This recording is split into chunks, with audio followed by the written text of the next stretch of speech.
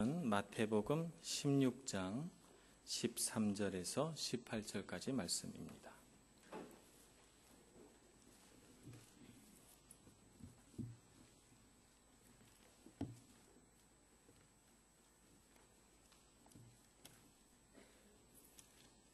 마태복음 16장 13절에서 18절까지 말씀 봉독하겠습니다.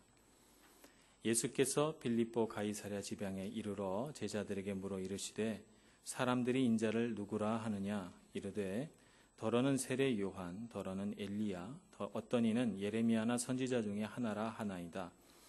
이르시되 너희는 나를 누구라 하느냐 시몬 베드로가 대답하여 이르되 주는 그리스도시요 살아계신 하나님의 아들이시니이다. 예수께서 대답하여 이르시되 바요나 시몬아 내가 복이 있도다. 이를 내게 알게 한 이는 혈육이 아니요 하늘에 계신 내 아버지시니라. 또 내가 내게 이르노니 너는 베드로라. 내가 이 반석 위에 내 교회를 세우리니 음부의 권세가 이기지 못하리라. 아멘. 찬양대의 찬양으로 하나님 앞에 영광 올려 드리겠습니다.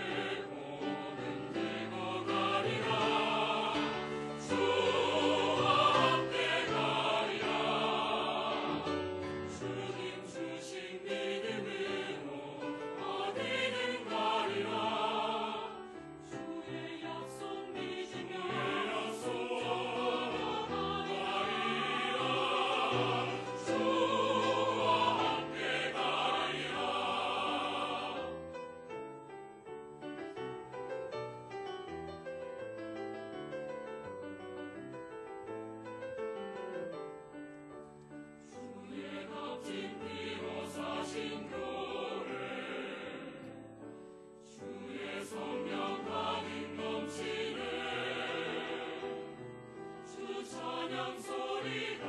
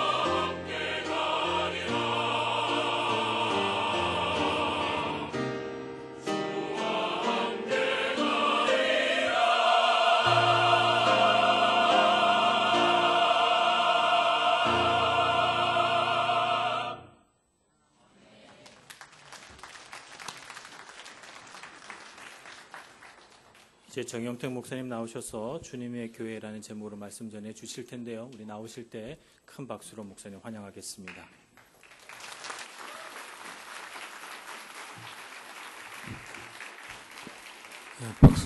박수 쳐주셔서 감사합니다. 근데 설교 끝나면 박수 치지 마십시오. 제가 머리가 둔해서 앵콜 하라는 줄 알고 또 설교할 수도 있습니다. 기독교의 교회의 본산이라고 하는 로마에 와서 제가 교회에 대한 설교를 하게 되었습니다. 성경을 읽으면서 교회에 대한 얘기를 생각하면서 제가 의심을 가진 것이 몇 가지 있습니다. 하나는 구약시대에는 설계도까지 만들어서 성전을 짓게 했는데 신약 성경을 읽으면서는 교회를 졌다는 얘기가 없어요. 왜 그랬을까? 유럽에 와서 그야말로 한국으로 생각하면 굉장한 교회들을 보고 있는데 감탄하기도 하고, 그런데 주님께서 이런 교회를 지으라고 그러셨을까? 비난하려고 하는 것은 아니고 그런 생각이 들어요. 그리고 한쪽으로는 주님께서 얘들아, 교회는 이렇게 지어라. 뭐 이렇게 하나 좀 가이드라인을 만들어 주셨으면 우리가 교회를 짓는데 혼돈을 갖지 않았을까? 그런데 주님께서는 한 번도 교회를 이렇게 지어라, 이런 설계도를 주시도 아니하셨고, 오히려 예루살렘 교회의 그 훌륭한 것을 얘기할 때 성전을 헐라, 사흘 만에 내가 다시 일으키겠다, 이렇게 말씀하셨어요. 그 다음에 사도 바울을 비롯해서 많은 사도들이 선교했는데, 우리는 선교지에 가면 대개 선교사님들이 교회 짓고 이런 일 먼저 하거든요. 그런데 사도들의 역사 속에서 교회를 지었다는 얘기가 없어요. 바울은 그렇게 많이 전도했는데 한 곳에 가서도 내가 교회를 짓기 위해서 이렇게 애썼다, 교회를 짓는데 건축비가 모자라니까 헌금을 좀 보내다오, 이런 기록도 없습니다. 저는 그렇다고 해서 지금 눈에 보이는 교회를 지은 것에 대해서 비난하려고 하는 것은 아닙니다. 그러면서 본문 말씀에서, 성경 말씀에서 이 교회에 대한 생각을 제 스스로 목사로서, 목회자로서 좀 깊이 하게 되었습니다. 그 가운데서 오늘 말씀에서 보니까 17절에서 예수께서 대답하여 이르시되 바요나 시몬아, 네가 복이 있도다. 이를 네게 알게 한 것은 한 이는 혈육이 아니요 하늘에 계신 내 아버지시니라.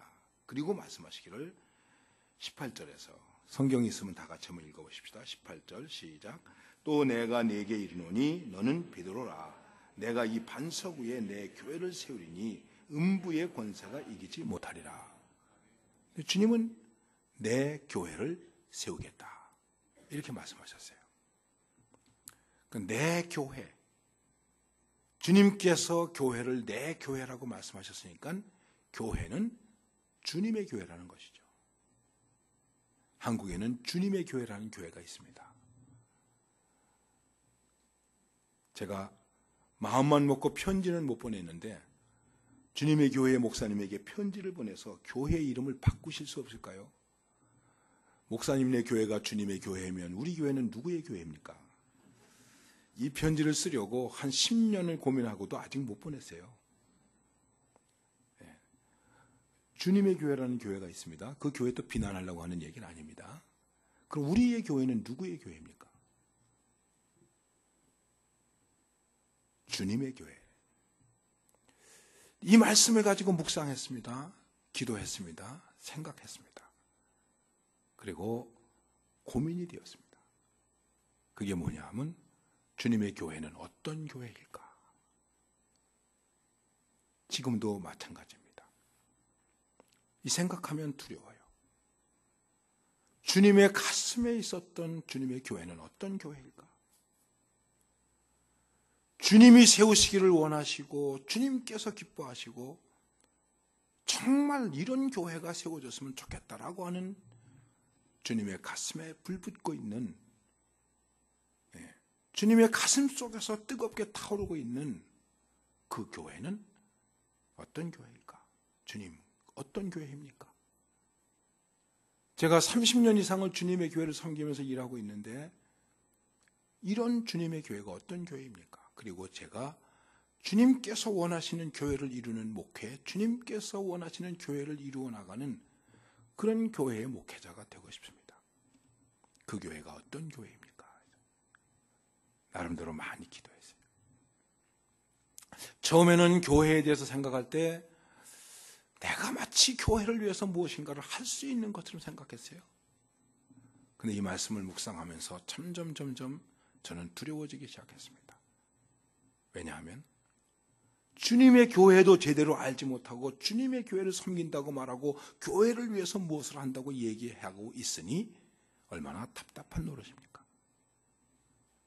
그리고 고백적으로 얘기를 하면 저는 점점 작아지고 하나님의 교회는 점점 커지는 것을 느끼게 되었습니다. 도망가고 싶었습니다. 저는 주님의 교회 앞에 서서 주님의 교회를 목양할 수가 없습니다. 주님의 몸이신 주님의 교회를 어떻게 제가 목회할 수 있겠습니까? 목회를 그만두고 도망가고 싶었을 때가 많이 있었습니다. 그런데 아직도 도망가지 못하고 있습니다. 어렴풋하지만은 과연 우리는 교회를 교회론적으로 얘기하거나 신학적으로 얘기하거나 뭐 이런 큰 위대한 건물을 보고 얘기하는 것이 아니라 주님이 원하셨고 주님이 꿈꾸셨고 주님께서 이 땅 위에 세워지기를 원하셨던 그 교회가 어떤 교회입니까? 과연 주님의 교회로 우리가 생각이라도 하고 있는 것일까? 그렇습니까? 제가 부정적으로 이 얘기하려고 하는 것은 아닙니다. 이 교회가 주님의 교회라고 하는 생각을 조금이라도 했다면 부끄럽게도 한국 교회가 그렇게 분열되었을까요?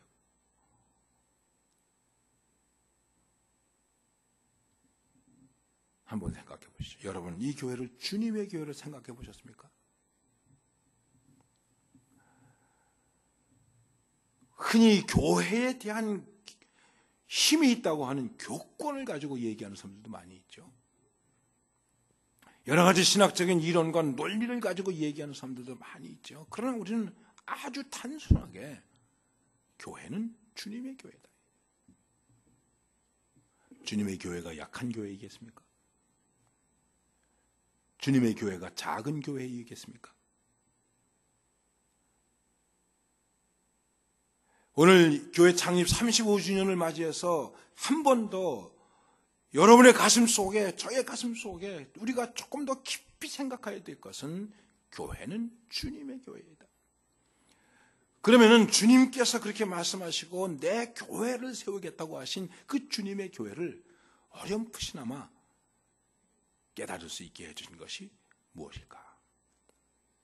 주님께서 베드로에게 말씀하시면서 너는 베드로라 이 반석 위에 내 교회를 세우겠다고 말씀하셨으니까는 그 속에서 우리가 그 말씀의 의미를 몇 가지 엿볼 수 있습니다. 그게 무엇이겠습니까? 너희는 나를 누구라 하느냐? 교회는, 주님의 교회는 예수님을 누구라고 고백하느냐에 의해서 세워진다는 것입니다.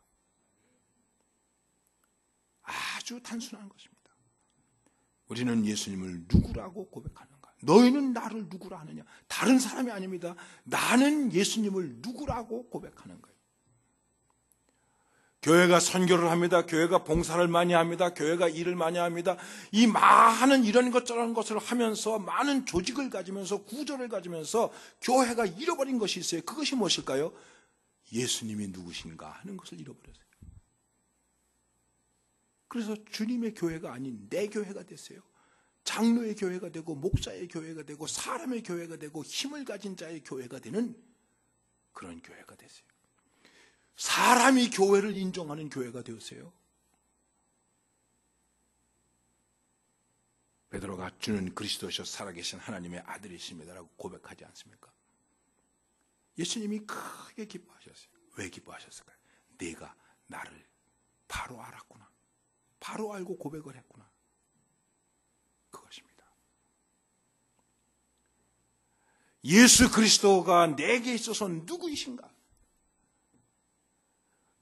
그것에 대한 확실한 고백을, 진정성 있는 고백을 내가 하고 있는가요? 정말 주님은 내게 있어서 그리스도이신가요? 주님은 내게 있어서 그리스도이십니까? 그러면 그분은 내게 있어서 복음이 되는 것입니다. 그분은 내게 있어서 구원이 되는 것입니다. 그분은 내게 있어서 부활이 되는 것입니다. 그리고 그분은 내게 있어서 재림이 될 수 있는 것입니다. 현실적으로 그분이 나와 함께 사신다고 하는 임마누엘이 될 수 있는 것입니다. 교회가 예수를 잃어버리고 있습니다. 교인들의 중심 속에 예수님이 잃어버려져 가고 있습니다. 미국 교회가 많이 부흥됐지만은 미국 교회도 쇠퇴한 적이 있었습니다. 그런데 이 미국 교회가 다시 부흥 운동을 일으킬 때마다 등장한 노래가 있습니다. 8마디로 된 노래입니다. 근데 이 노래의 가사는 단 한마디입니다. 그것은 무엇이냐면 예수. 이것이 미국을 다시 부흥시키는 일에 크게 쓰임을 받았습니다. 예수, 예수, 예수, 예수, 예수. 내 사랑하는 그 이름 예수, 복된 예수, 내 귀에 음악 같도다. 예수, 복된 예수, 아 귀하다 그의 이름, 갈보리 산의 어린 양, 귀한 생명 버리셨네. 예수, 복된 예수. 그렇습니까?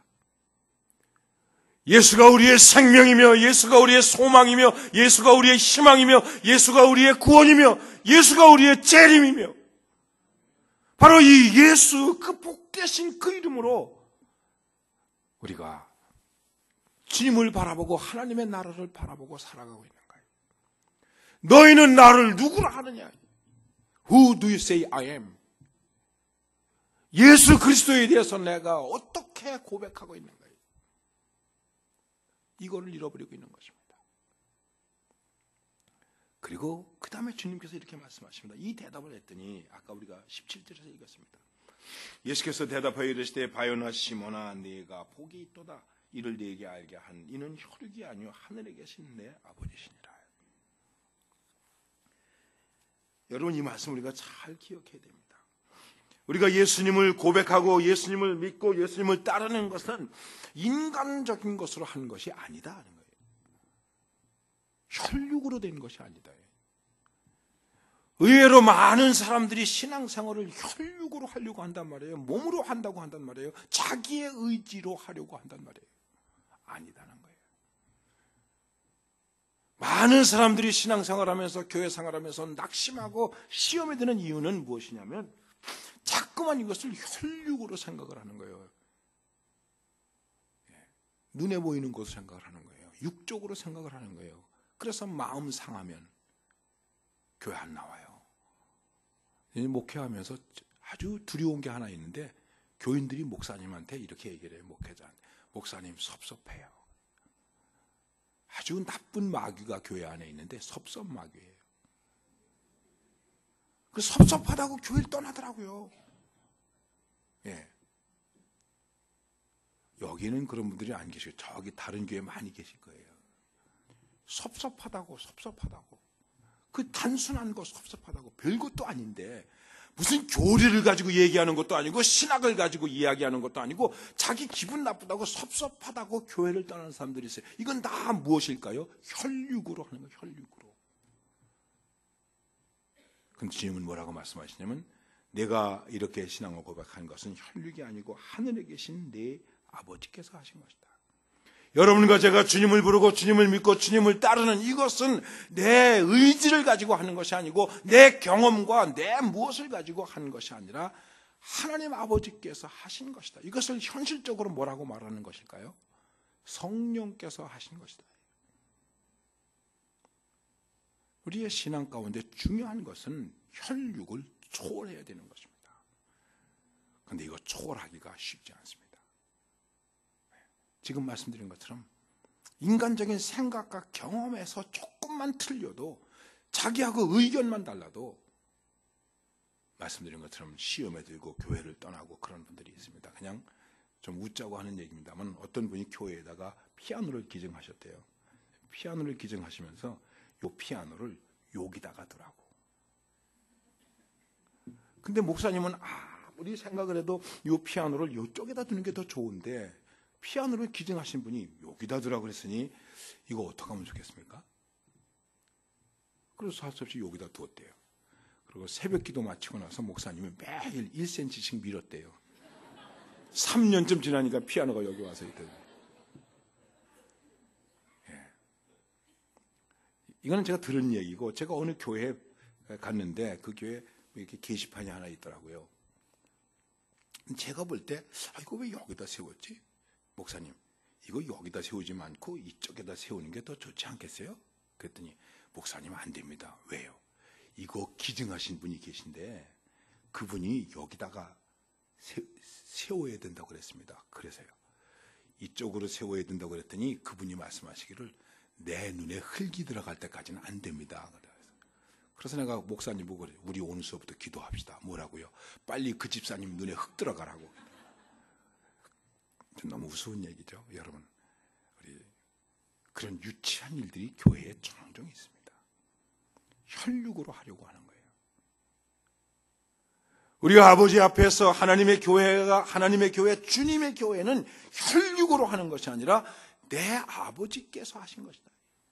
그렇기 때문에 우리 그리스도인들에게서 참으로 힘든 것이 무엇입니까? 우리가 힘쓰고 애쓰고 눈물 흘리고 헌신하고도 우리는 그 다음에 뭐라고 고백을 합니까? 주님께서 은혜를 주셔서 이거 했습니다. 이거 내가 한 거 아닙니다. 그런데 내가 한 거 아닙니다. 그러면서도 속으로는 내가 했지.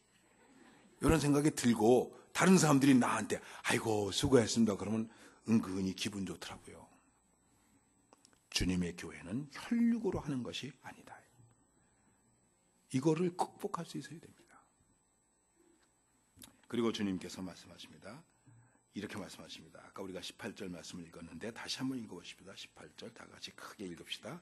또 내가 네게 이르노니 너는 베드로라. 내가 이 반석 위에 내 교회를 세우리니 음부의 권세가 이기지 못하리라. 아멘. 교회는 주님의 교회는 음부의 권세가 이길 수 없다. 지금 우리 교회의 문제는 무엇이 문제입니까? 세상의 교회는 무엇이 문제입니까? 음부의 권세. 음부는 극단적으로 하면 지옥인데 지옥의 권세에 지고 있단 말이에요. 우리의 믿음이, 우리의 신앙이 세상의 권세에 지고 있습니다. 돈의 권세에 지고 있습니다. 권력의 권세에 지고 있습니다. 명예의 권세에 지고 있습니다. 우리의 믿음은, 주님의 교회는 세상의 권세를 이길 수 있어야 되는 것입니다. 한때 교회는 세상의 권세와 야합을 해가지고 칼을 휘두르기도 했습니다. 그래서 개혁이 일어난 것입니다. 지금도 교회들이 그러고 있습니다. 음부의 권세와 야합하고 있습니다. 세상의 권세와 야합하고 있습니다. 존 스토트라고 하시는 분이 계십니다.